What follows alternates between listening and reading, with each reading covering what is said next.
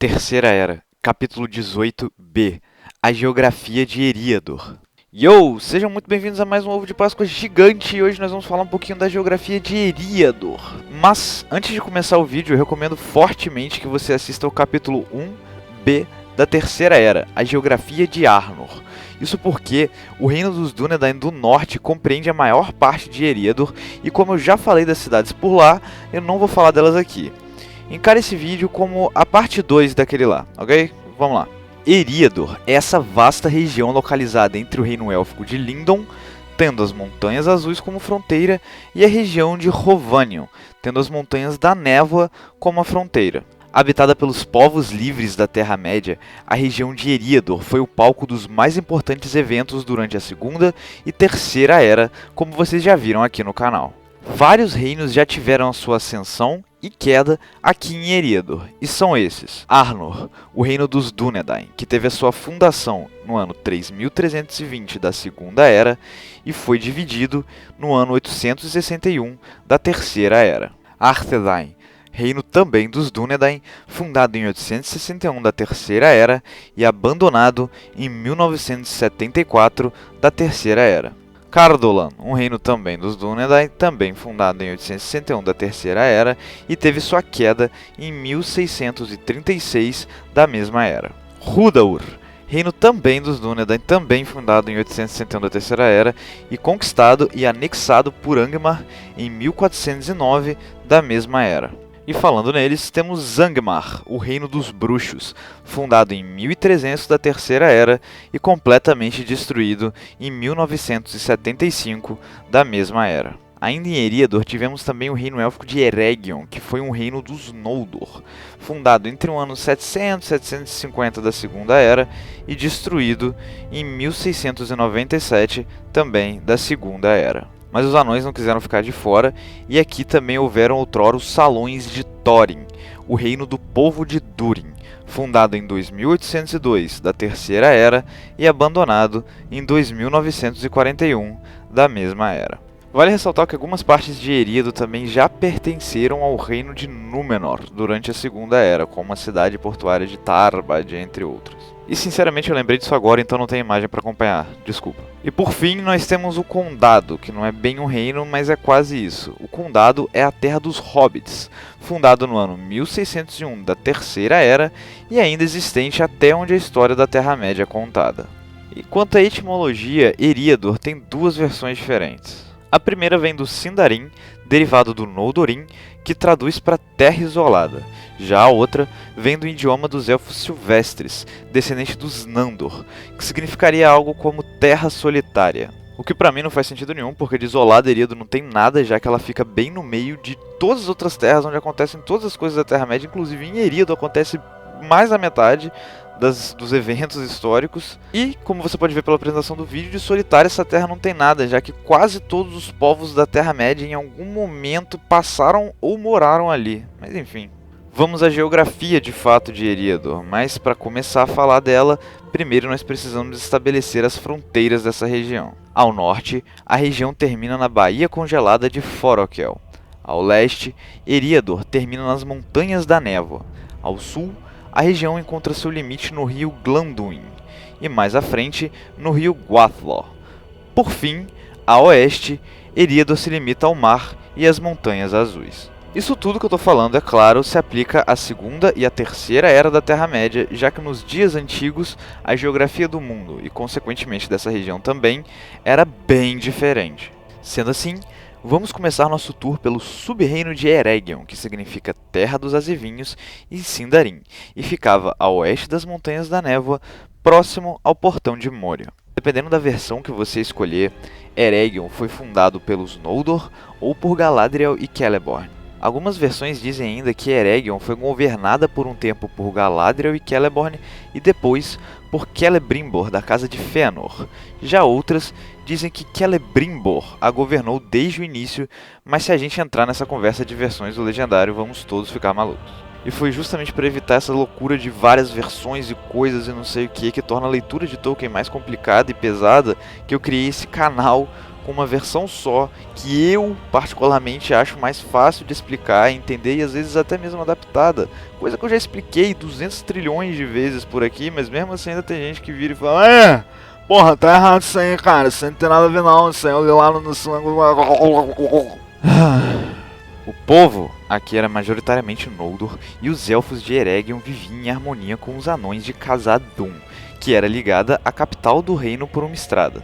Durante a Segunda Era, que foi a época em que Eregion existiu, essa amizade entre elfos e anões já era algo muito raro de se ver, mas talvez ela tenha surgido pelo fascínio dos anões pela arte dos ofícios e por joias. E eu digo isso porque aqui estavam os artesãos mais habilidosos de seu tempo, comandados por Celebrimbor, líder da casa de Fëanor na época.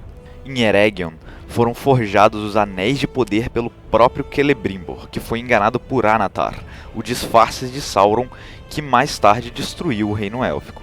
Entre a confluência dos rios Ciranon e Glanduin ficava a capital de Eregion, a cidade de Ost-in-Edil, o centro do comércio de Eriador na Segunda Era, uma vez que os elfos trocavam suas especiarias constantemente com os anões de Khazad-dûm, elfos de Lindon e homens de Númenor. Foi aqui que Celebrimbor fundou a Guilda dos Artesãos e fez trabalhos maravilhosos. Seguindo o rio Bruinen, chegamos a um desfiladeiro escondido no sopé das Montanhas da Névoa. Após a queda de Eregion, nesse desfiladeiro, Elrond Meio-Elfo construiu o refúgio élfico de Imladris, mais conhecido como Rivendell ou Valfenda. Rivendell era conhecida como a última casa amiga a leste do mar, pois a cidade foi fundada como um refúgio contra as forças de Sauron e sempre serviu como um lugar de descanso e cura para todos aqueles que lutam contra as forças inimigas. Rivendell também serviu de refúgio para os Guardiões do Norte após a queda de Arthedain, e foi muito frequentada pelos herdeiros de Isildur. A única estrada que chegava a Rivendell era a Grande Estrada Leste, ou Estrada Leste-Oeste, que cortava toda a região de Eriador. Essa estrada provavelmente foi inicialmente construída por anões durante a Primeira Era, e seguia desde as Colinas de Ferro, em Rhovanion, passando por Khazad-dûm nas Montanhas da Névoa, até Belegost e Noghod, nas Montanhas Azuis. A estrada, porém, ficou meio abandonada após a queda da cidade dos anões em Beleriand, nas Montanhas Azuis, pois agora suas moradas estavam em Rhovanion, e eles apenas utilizavam e conservavam a parte da estrada nessa região. Foi só quando o reino de Arnor foi fundado nos últimos anos da Segunda Era que a Grande Estrada Leste foi revitalizada, dessa vez pelos Númenóreanos exilados conhecidos como Dúnedain. Saindo de Rivendell pela Grande Estrada Leste, chegamos a Trollshaws, ou Floresta dos Trolls, que consistia, ao menos parcialmente, de faias. Aqui havia colinas perfuradas por cavernas rasas, incluindo a Caverna dos Trolls, onde Bilbo, Gandalf e os anões encontraram suas armas élficas. Nessas colinas também haviam diversas construções dos homens, como pequenos castelos e torres, que outrora pertenciam ao reino de Rhudaur. Trolls das montanhas desceram para Eriador e se estabeleceram aqui, e Bilbo e seus companheiros encontraram 3 deles em sua jornada.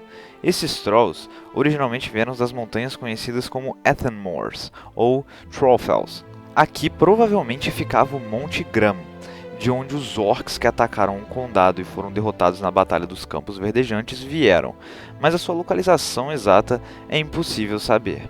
Além de Ethenmoors, ficava Ethendales, um gélido vale que, assim como Ethenmoors, era infestado por Trolls. Além desses vales, ficavam as Montanhas de Angmar, onde o Witch King estabeleceu seu reino e declarou guerra contra todos os povos livres de Eriador. Aqui, o rei dos bruxos de Angmar construiu Carn Dûm, sua terrível fortaleza sombria. Mas, voltando ao nosso caminho e seguindo em frente, chegamos ao ponto em que a estrada é cortada pelo rio Horwell. Mas tudo bem, pois aqui havia a última ponte. Composta por 3 arcos de pedra, a última ponte cortava o agitado rio no fundo de um profundo vale. Quem foram seus construtores originais ninguém sabe dizer, mas talvez ela tenha sido feita pelos anões durante a Primeira Era, ou talvez pelos Númenóreanos durante a Segunda. Seguindo a estrada para o oeste, ela passa próxima ao Amon Sul, onde ficava o Topo do Vento, sobre o qual eu já falei no vídeo da geografia de Arnor que eu citei no início desse episódio. O que eu não disse lá é que Amon Sul era a última colina de uma cadeia de colinas conhecida como as Montanhas do Tempo, ou Weather Hills. No caso, tempo no nome aí se referindo ao clima, e não à medida contínua de uma cadeia de eventos dividida entre passado, presente e futuro. Essas colinas marcavam a fronteira entre Arthedain e Hudaur, no tempo que esses reinos existiram. Seguindo a oeste, também margeando a grande estrada leste, havia os pântanos de Midwater, que era infestado de moscas, ao ponto de fazer a travessia por aqui se tornar insuportável. Apesar disso, Passo Largo guiou os 4 hobbits por aqui, a fim de evitar a estrada fugindo dos Nazgûl. Ninguém habitava essa região e por isso nenhum caminho existia aqui, e além das moscas, o pântano era o lar de aves, mosquitos e pernilongos. Finalmente, após atravessar o pântano, chegamos à vila de Bree, onde o nosso caminho se divide em 3, e eu também não me aprofundarei em Bree, pois eu já fiz isso no vídeo sobre a geografia de Arnor. Seguindo para o norte, entramos na região conhecida como Chatwood, uma bela área florestal, e entre suas árvores ficava o assentamento de Arquette. Hobbits viviam aqui, mas a maioria de seus habitantes eram homens. Ao final da estrada, chegamos à cidade de Fornost, capital do reino de Arthedain, agora em ruínas, mas dela eu também falei no outro vídeo que eu já cansei de comentar. Além de Fornost, havia as colinas de North Down, e não muito é dito sobre elas, apenas que alguns dos primeiros homens comuns da Terra-média a terem contato com os recém-chegados Númenóreanos na Segunda Era moravam aqui, e que o último rei de Arthedain, Averdui, fugiu para cá após o Witch King conquistar sua cidade. E por um bom tempo essas colinas permaneceram inabitadas, exceto pela ocasional visita dos Guardiões do Norte, remanescentes do reino de Arnor. Mas voltando a Bree, se quisermos ir para o sul, há apenas uma estrada, a Estrada Norte, ou Greenway, que faz parte da Estrada Norte-Sul, que ligava Arnor a Gondor no passado.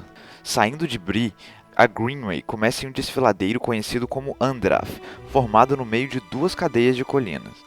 Do lado direito temos as South Downs, uma sombria cadeia de colinas com vegetação escassa, e do lado esquerdo temos as Barrow Downs, que é outra cadeia de colinas cobertas por monolitos de pedras e câmaras funerárias construídas pelos homens de Cardolan.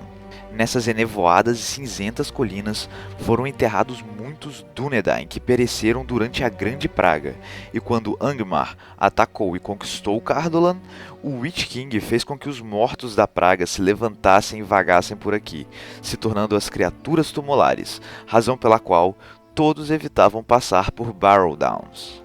A Greenway em si era uma bela estrada, coberta de belas árvores e flores para todos os lados. Só que ela foi esporadicamente abandonada durante a Terceira Era, principalmente após a Grande Praga e o Longo Inverno terem chegado ao norte, quando o povo de Tarbad abandonou de vez a sua cidade e, consequentemente, pararam de fazer a manutenção da estrada.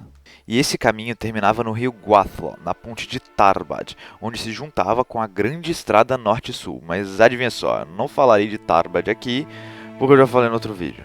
A estrada norte-sul passava pela região mais ao sul de Eriador, conhecida como Minheriath, entre os rios Branduin ao norte e o Gwathla ao sul.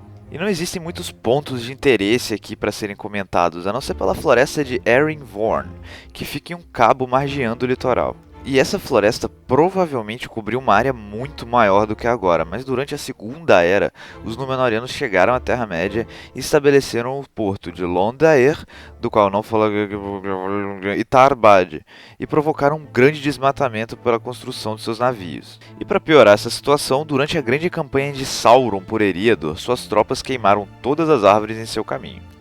Por que não, né? Mas, por enquanto, vamos voltar a Bree e seguir a grande estrada leste pro oeste, veja só você, passando próximo à Floresta Velha. Essa mata era uma das poucas remanescentes da Grande Floresta Sul, que cobria toda Eriador nos dias antigos, e que agora ficava entre as Barrow Downs e o Condado. A Floresta Velha era um lugar perigoso, pois, como diziam os hobbits, suas árvores estavam acordadas e eram bastante hostis. Não havia vento dentro dessa floresta, pois sua mata era espessa e mudava de posição, confundindo quem se aventurasse por ali. Essa floresta carregava uma malícia e um ódio que vinha dos anos em que as suas árvores eram cortadas, seja por homens, hobbits ou orcs. Aqui viviam Tom Bombadil e Fruta Douro. E é isso, foda-se. Seguindo a estrada, chegamos à ponte sobre o rio Brandywine, que marca a fronteira leste do condado, mas não entrarei em detalhes, pois tem um episódio exclusivo sobre a geografia do condado. Ao norte, o rio Brandywine tinha sua nascente no lago Evendin, ou Nenunial, que significa Lago do Crepúsculo, onde Elendil construiu a capital de Arnor, Anúminas, a qual não entrarei em detalhes do que eu já falei no outro vídeo de Geografia de Arnor. O lago ficava no sopé de uma cadeia de colinas chamada Emin Uyal, ou Colinas do Evendim, que já foram habitadas por homens e elfos. E aqui ficava a nascente do rio Lun, que seguia em direção ao mar, se tornando o Golfo de Lun, onde foram construídos portos cinzentos. Mas enfim, voltando à grande estrada leste, atravessando todo o condado, chegamos ao fim do nosso caminho, em White Downs, a fronteira oeste da Terra dos Hobbits. Essa cadeia de colinas segue a oeste até se tornar a Far Downs, que eu já falei no vídeo de Geografia do Condado. Então, ela termina em Tower Hills, que eu também já falei no vídeo sobre Geografia de Arnor. E caralho, hein? Tô percebendo que eu já contei quase tudo que eu sei pra vocês aqui, hein? Tá chegando a hora de acabar com esse canal, hein, galera? Mas enfim, enquanto o canal não acaba, além de Tower Hills, ficam os Portos Cinzentos no Golfo de Lun, que junto com toda a porção de terra além das Montanhas Azuis, compõem o reino élfico de Lindon, que eu também já falei no vídeo especial dedicado à sua geografia no episódio 1 da Segunda Era, e é o canal acabando aí. As Montanhas Azuis, ou Ered Luin, como eu disse, marcam a fronteira oeste de Eriador.